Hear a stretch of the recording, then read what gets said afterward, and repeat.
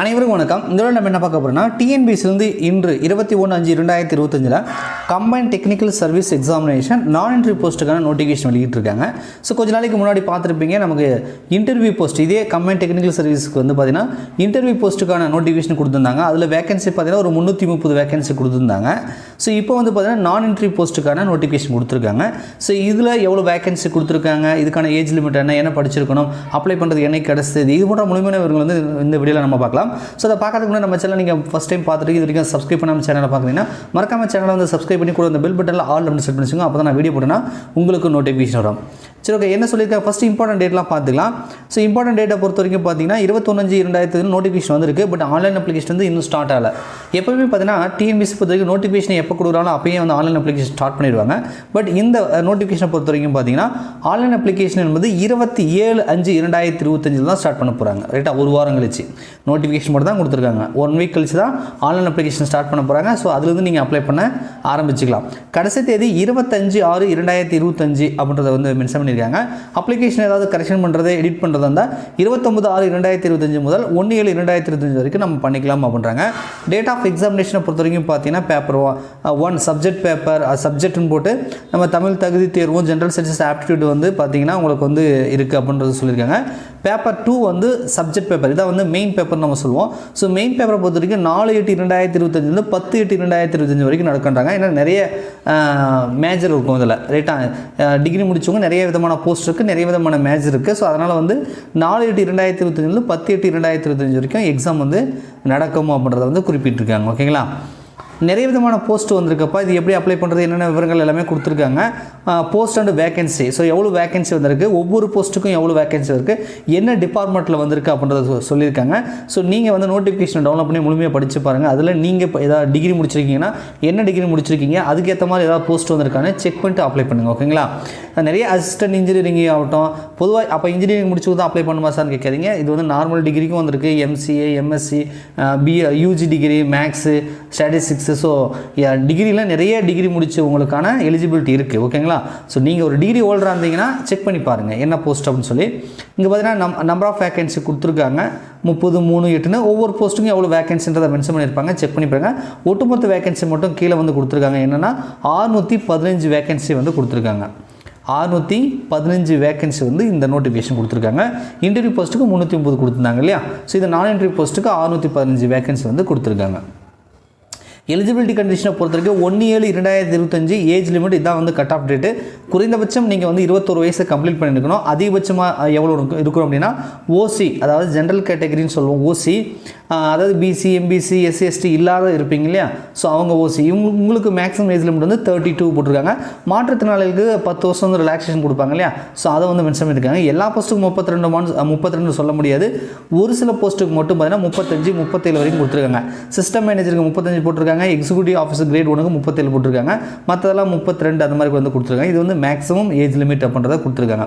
34 years for person holding a post graduate degree in agriculture PhD முடிச்சவங்களுக்கு 34 போட்டிருக்காங்க. இந்த star double star போட்டிருக்காங்க இல்லையா.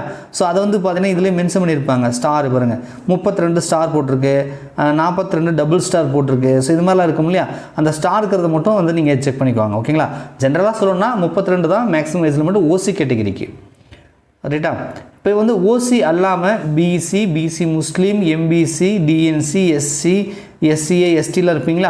So உங்களுக்கான ஏஜ் லிமிட்டை பொறுத்த வரைக்கும் பார்த்தீங்க அப்படின்னா, அதாவது ரிசர்வேஷன் கம்யூனிட்டி கோட்டாக்குள்ளே வரவங்களுக்கு நோ மேக்ஸிமம் ஏஜ் லிமிட், அதாவது ரிட்டையர்டு ஏஜ் வரைக்குமே நீங்கள் அப்ளை பண்ணிக்கலாம். ஓகேங்களா, ஏன்னா நீங்கள் டிகிரி ஹோல்டர்ன்றதுனால இந்த மாதிரி ரிசர்வேஷன் உள்ள கம்யூனிட்டிக்குள்ளே வரவங்களுக்குலாம் பார்த்தீங்கன்னா நோ மேக்ஸிமம் ஏஜ் லிமிட் அப்படின்றத போட்டிருக்காங்க.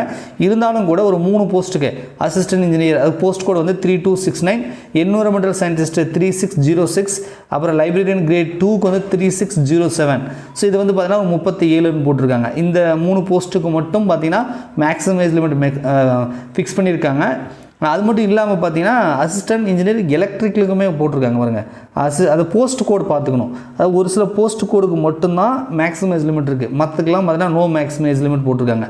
அதாவது குறிப்பாக சொல்லணும் அப்படின்னா 40 இந்த சீரீஸில் பார்த்தீங்கன்னா 40, 41, 42, 43, 44, 45, 46, 47 இருக்கு இல்லையா.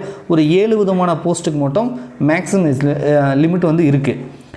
எம்பிசி பிஎஸ்சி டிஎன்சிக்கு 34, எஸ்சிஎஸ்டிக்கெலாம் 37 போட்டிருக்காங்க. ஸோ கொடுத்துருக்காங்க, செக் பண்ணிக்கோங்க. இந்த மொத்தம் 47 விதமான போஸ்ட்டில் 40 போஸ்ட்டுக்கு நோ மேக்ஸிமம் ஏஜ் லிமிட், 7 போஸ்ட்டுக்கு மட்டும் மேக்ஸிமம் ஏஜ் லிமிட் வந்து ஃபிக்ஸ் பண்ணி கொடுத்துருக்காங்க. அதை மட்டும் நீங்கள் செக் பண்ணிக்கோங்க. ஓகேங்களா?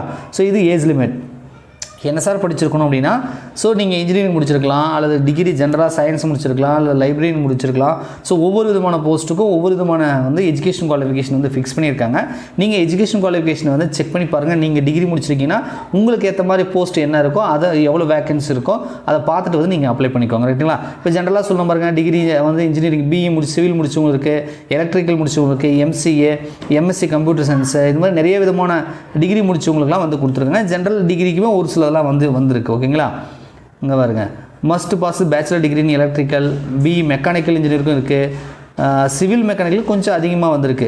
பாருங்கள், கம்ப்யூட்டர் ப்ரோக்ராமுக்கு வந்து கம்ப்யூட்டர் அப்ளிகேஷன் முடிச்சவங்க, master degree computer science, information technology, so இந்த மாதிரி முடிச்சவங்களுக்குமே வந்திருக்கு. பேச்சுலர் டிகிரி லைப்ரரின்னு பொறுத்த வரைக்கும் நீங்கள் வந்து லைப்ரரி சயின்ஸ் முடிச்சிருக்கணும் அப்படின்றதும் கொடுத்துருக்காங்க. ரைட்டா? லைப்ரரி கிரேட் 2க்கு வந்து பிஎல்ஐஎஸ் முடிச்சிருக்கணுன்றாங்க. ஸ்டாட்டிஸ்டிக்கல் இன்ஸ்பெக்டருக்கு வந்து டிகிரி முடிச்சிருக்கணும், அதாவது வித் ஸ்டாட்டிஸ்டிக்ஸ் ஆர் மேத்தமெட்டிக்ஸ் வந்து படிச்சிருக்கணுன்றாங்க. ஸோ இது மாதிரி எம்எஸ்சி ஆகட்டும், பிஎஸ்சி ஆகட்டும், நிறைய விதமான டிகிரி வந்து மென்ஷன் பண்ணி வந்து கொடுத்துருக்காங்க. அங்கே பாருங்கள், மாஸ்டர் டிகிரி சயின்ஸ் எம்எஸ்சி முடிச்சவங்க chemistry, biology, zoology, environmental chemistry, environmental science, இந்த மாதிரி நிறைய முடிச்சவங்களாம் என்விரான்மெண்டல் சயின்டிஸ்ட்டுக்கு வந்து அப்ளை பண்ணலாம். போஸ்ட் கோட் வந்து 3606ன்னு சொல்கிறாங்க, பாட்டனி முடிச்சவங்களாம். ஸோ அப்போ டிகிரி என்னென்ன டிகிரிக்கெலாம் எலிஜிபிள் இருக்குது, என்ன போஸ்ட்டுக்குன்னு பார்த்துட்டு நீங்கள் பாருங்கள். சார்ட்டர்ட் அக்கௌண்ட் சிஏ முடிச்சவங்களுக்கு கூட இருக்குது. ரைட்டா?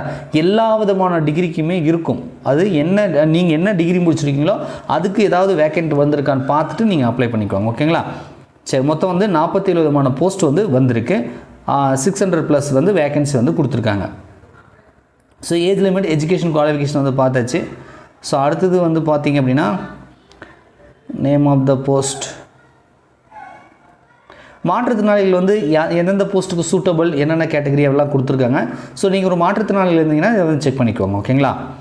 Scheme of examination, exam pattern எப்படி இருக்கும்? பேப்பர் 1 வந்து பார்ட் A பார்ட் B, நம்ம தமிழ் எலிஜிபிள் டெஸ்ட்டும் ஜென்ரல் ஸ்டடீஸும் ஆப்டிடியூடும் இருக்கும். 3 மணி நேரம் எக்ஸாம் நடக்கும். இதெல்லாம் தெரிஞ்சு தான் ஒரு கொஸ்டின் 1.5 மார்க்கு, 150 மார்க்கு, ஒட்டுமொத்தமாக 300 மார்க் அப்படின்றது நமக்கு தெரியும். ரைட்டா? ஸோ பேப்பர் 2ன்றது சப்ஜெக்ட் பேப்பர். ஸோ டிகிரி அல்லது வந்து பிஜி டிகிரி இந்த ஸ்டாண்டர்டில் வந்து 200 கொஸ்டின் இருக்கும். 3 மணி நேரம் வந்து எக்ஸாம் நடக்கும் அப்படின்றாங்க. இது வந்து 300 மார்க் கொடுத்துருக்காங்க. ஸோ தமிழ் எலிஜிபிள் டெஸ்ட்டை பொறுத்த வரைக்கும் அது வந்து எலிஜிபிள் டெஸ்ட் மட்டும் தான். ஜிகேக்கு வரக்கூடிய மேக்ஸ் வரக்கூடிய அந்த 150யும் இதில் வரக்கூடிய 300ம் 450 வந்து உங்களுக்கு வந்து நம்ம கட் ஆஃப்க்கு வந்து எடுத்துப்பாங்க. ஓகேங்களா? இதில் ஜென்ரல் ஃபஸ்ட்டு பேப்பர் 1 இருக்கு இல்லையா, இது வந்து ஓஎம்ஆர் மெத்தடில் நம்ம ஆர்டினரியாக வைக்கிறாங்க. இந்த பேப்பர் 2 இருக்கு இல்லையா, சப்ஜெக்ட் பேப்பர், இது வந்து சிபிடின்னு போட்டிருக்காங்க. அப்போ இது வந்து ஆன்லைன் எக்ஸாமாக கம்ப்யூட்டர் பேஸ்டு டெஸ்ட்டாக பேப்பர் 2 இருக்குது. ஸோ ரைட்டா? பேப்பர் 1 வந்து ஓஎம்ஆர் மெத்தட், பேப்பர் 2 வந்து கம்ப்யூட்டர் பேஸ்டு டெஸ்ட் அப்படின்றதும் வந்து மென்ஷன் பண்ணியிருக்காங்க. அதே மாதிரி எக்ஸாம் வந்து தமிழ் மீடியத்தில் இருக்குமா சார், இங்கிலீஷில் இருக்குமா, கொஷின்லாம் தமிழ் வருமா இங்கிலீஷில் வருமா கேட்பீங்க. அதுவும் பார்த்தீங்கன்னா ஒரு சில போஸ்ட்டுக்கு வந்து தமிழ் அண்ட் இங்கிலீஷில் வரும், ஒரு சில போஸ்ட்டுக்கு வந்து இங்கிலீஷில் மட்டும் தான் கொஷின் வரும். ஸோ இப்போ பார்த்தீங்கன்னா சிவில் இன்ஜினியருக்கு தமிழ் அண்ட் இங்கிலீஷ் போட்டிருக்காங்க. ஆனால் வந்து டவுன் பிளானிங், சிவில் இன்ஜினியரிங், அந்த ஜூனியர் பிளானர் இருக்கு இல்லையா, அது இங்கிலீஷ் மட்டும் தான் லாங்குவேஜ் இது போட்டிருக்காங்க. ஸோ அப்போ வந்து கொஷின் பேப்பர் என்பது ஒரு சில இது போஸ்ட்டுக்கு வந்து தமிழ் அண்ட் இங்கிலீஷ் போத் ரெண்டுத்துலேயும் வரும். ஒரு சிலதுக்கு வந்து இங்கிலீஷில் மட்டும் தான் வரும். ஒரு சிலதுக்கு இங்கே பாருங்கள், அசிஸ்டன்ட் சதாபதின்னு போட்டிருக்கல, அது தமிழ் மட்டும் தான் வந்து கொஷின் வரும் அப்படின்றத கொடுத்துருக்காங்க. மேக்ஸிமம் வந்து இங்கிலீஷ் இருக்கும், தமிழ் அண்ட் இங்கிலீஷ் இருக்கும். ரைட்டா? ஸோ இந்த மாதிரி தான் வந்து கொஷின் இருக்கும். ஸோ நீங்கள் என்ன போஸ்ட்டு அப்ளை பண்ணுறீங்களோ அதுக்கு என்ன மாதிரி வந்து கொஷின் கொடுத்துருக்காங்களோ அதுக்கேற்ற மாதிரி நீங்கள் ப்ரிப்பேர் பண்ணிக்கலாம். இங்கிலீஷ் மீடியமாக தமிழ் மீடியமான்றது. ஓகேங்களா? டிரான்ஸ்லேட்டர் போஸ்ட்டுக்கு எந்த மாதிரி எக்ஸாம் இருக்கும், அசிஸ்டன்ட் செக்ஷன் ஆஃபீஸருக்கு வந்து எப்படி இருக்கும், பேட்டர்ன் எப்படி இருக்குது அப்படின்றத கொடுத்து மொத்தம் 3 விதமாக வந்து கொடுத்துருக்காங்க. So exam scheme of examination வந்து நீங்கள் வந்து செக் பண்ணிக்கோங்க. ஓகேங்களா? டோல் ஃப்ரீ நம்பர்லாம் வந்து கொடுத்துருக்காங்க. நீங்கள் டிஎன்பிசி எக்ஸாமுக்கு வந்து ஏதாவது டவுட்னா கேட்டுக்கு கிளாரிஃபிகேஷன் பண்ணுறதுலாம் வந்து நீங்கள் ஒர்க்கிங் டேஸில் காலை 10 மணிலேருந்து மாலை 5:45 கேட்டுக்கலாம்ன்றாங்க. ஹெல்ப் அந்த இமெயில் ஐடியும் வந்து கொடுத்துருக்காங்க, அட்ரஸ் முகவரியோடு வந்து கொடுத்துருக்காங்க. ஓகேங்களா? ஸோ இவ்வளோ தான் விஷயம். ஸோ டெக்னிக்கல் இது டெக்னிக்கல் சர்வீஸ் போஸ்ட்டுக்கு வந்து நான் இன்டர்வியூக்கு வந்து நோட்டிஃபிகேஷன் வந்து கொடுத்துருக்காங்க. ஸோ அப்ளிகேஷன் வந்து நோட்டிஃபிகேஷன் மட்டும் தான் வந்திருக்கு, அப்ளிகேஷன் இன்னும் ஸ்டார்ட் ஆகலை. ஓகேங்களா? 27/5/2025 முதல் வந்து ஸ்டார்ட் பண்ண போகிறாங்க. ஸோ நோட்டிஃபிகேஷன் நல்லா படித்து பாருங்கள். நீங்கள் எலிஜிபிளாக இருந்தால் 27ஆம் மறக்காமல் வந்து 24 அப்ளை பண்ண ஸ்டார்ட் பண்ணுங்கள். அது உங்கள் நண்பர்கள் யாராவது டிகிரி முடிச்சிருக்காங்க இந்த போஸ்ட்டுக்கெலாம் வந்து அவங்க எலிஜிபிளாக இருப்பாங்க அப்படின்னா இந்த வீடியோவை அவங்களுக்கு வந்து ஷேர் பண்ணுங்கள். ஸோ இந்த தேர்வு சம்பந்தமான ஏதாவது சந்தேகங்கள் இருந்துச்சு அப்படின்னா கமெண்ட்ஸில் கமெண்ட் பண்ணுங்கள். வீடியோ பிடிச்சிருந்தா மறக்காமல் லைக் பண்ணுங்கள். நன்றி, வணக்கம்.